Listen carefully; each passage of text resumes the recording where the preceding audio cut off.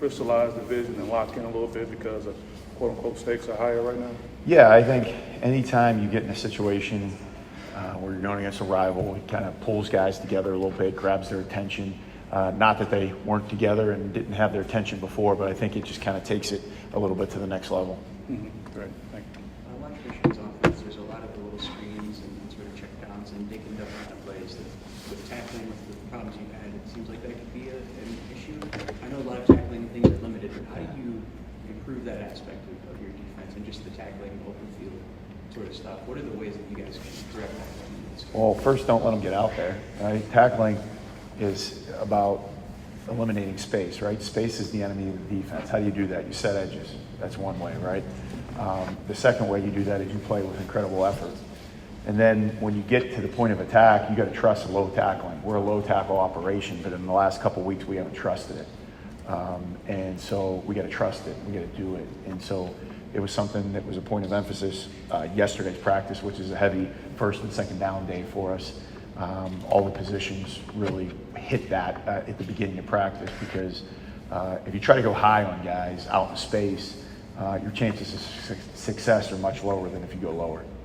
Where does that Indiana offense that you faced, where does that rank in terms of offenses you faced in your coaching career, and particularly with their ability to either get you short and underneath and then go over the top? Yeah, I mean, it's very good. You know, it's hard to compare.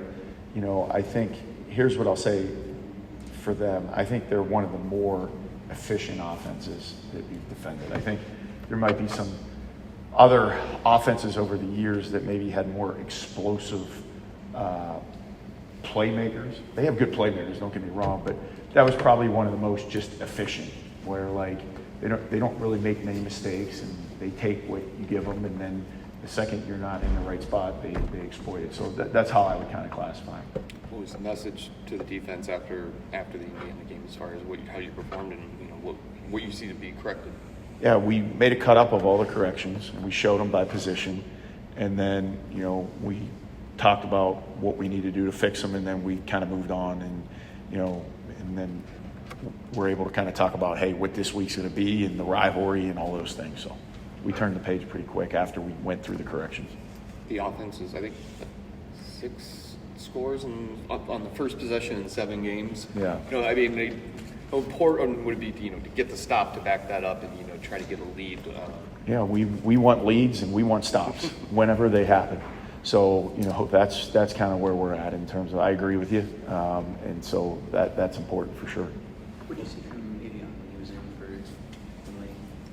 Well, it wasn't so much from what we saw from when he was in, it was what we saw during practice, where he started to ascend and climb. And, obviously, I think we're not certainly pleased with the performances that we've been having. So what we've been doing is evaluating guys in practice who are consistently doing their job and doing it at a high level. And he was one of those guys who maybe at the beginning of the thing was lower on the depth chart, but has been consistent with his performance in practice. And so we wanted to reward that. And you're going to see that continue to be rewarded because, there's the initial evaluation, but then there's the evaluation of game days.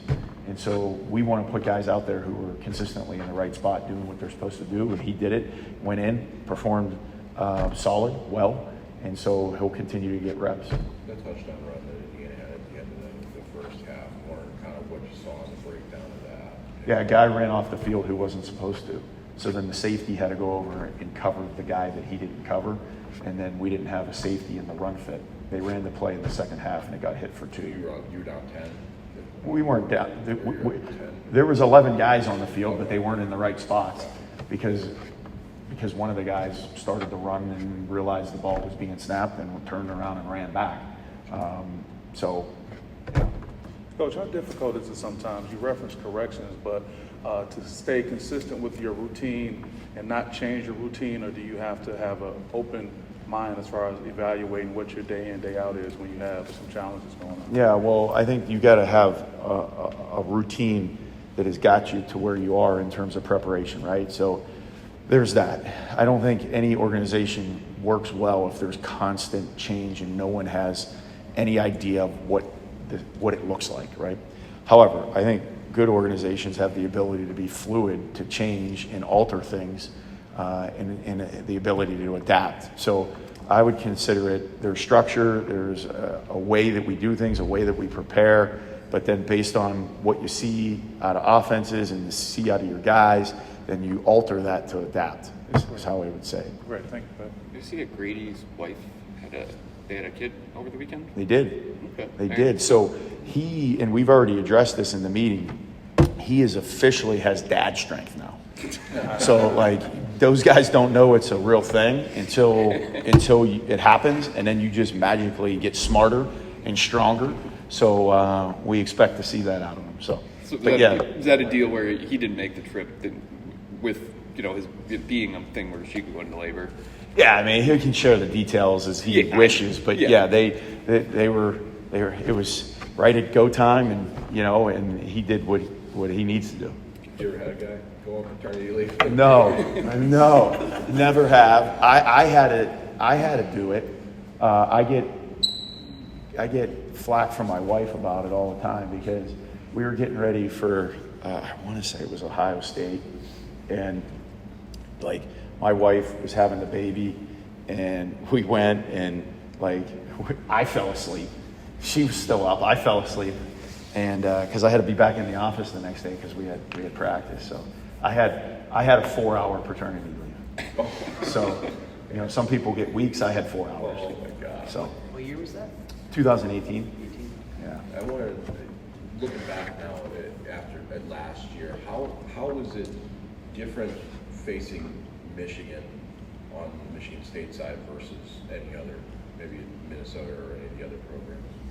Did you feel anything different? Yeah. So here, I've been in rivalries over the years, right? And I kind of talked to the defense about this. Is that at Teal we played Grove City, right? And at Allegheny we played Wittenberg, and at Maine we played New Hampshire, and we didn't really have one at Rutgers.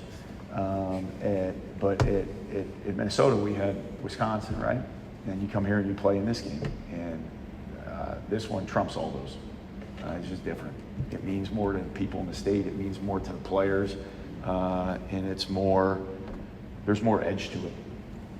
So, not that those other ones weren't big ones, they were, but you don't understand it until you play in the game. And so I think that was really a chance to see it and be around it and feel it last year, and now you kind of have a good sense of what it is. You ever laugh about the fact that you tried to go for 2 different All Bunyan themed trophies? Yeah, I'd like to get the daily double. I'd like to get both of them. That would be nice.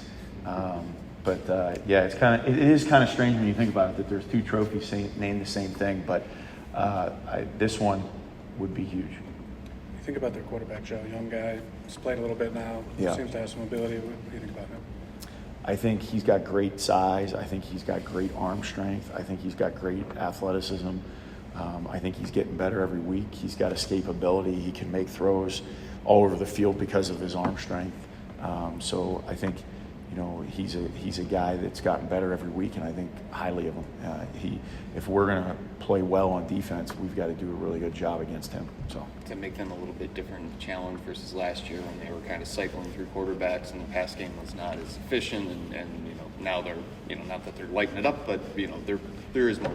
yeah, for sure. I mean, last year I think they had played 3 quarterbacks by that point, and and they all were a little bit different, So I think certainly they're more explosive and have had more success in the air. So Is this a week where, particularly when you have a true freshman in there, that you got you emphasize knocking him on the spot a little more, and not so much maybe dropping him more, but trying to get some more of the pressure? yeah, I mean, I think it's always important to be able to get a pressure on a quarterback, and from week to week, there's different ways to do it. There's different emphasis on it. And so, we make those evaluations. I'm not going to get into, exactly what we're kind of thinking, but I think anytime with a quarterback that you can create pressure, it's an advantage for the defense. So, New OC for them this year. Is it still the run game, though, that's driving the whole thing? Yeah. When you look at it? yeah, and the run game's still very similar to what they were doing last year.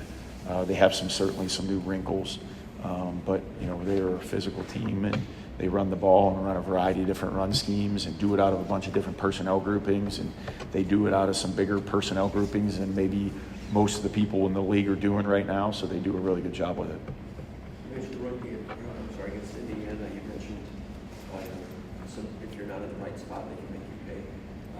Sometime in the last week or two, we've had situations in which players are not in the right spot, but it's not necessarily the players that began the year as starters.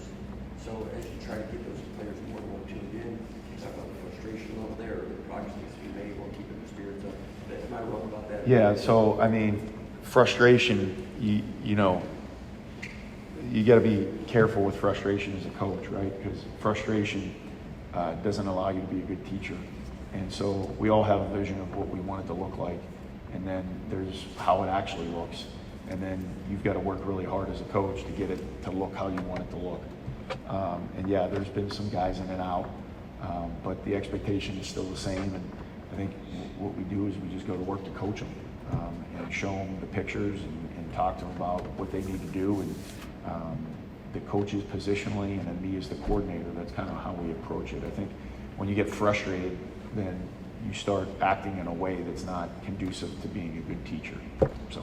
And those inside linebackers, you're getting a lot of snaps and so forth. How would you rate their performance?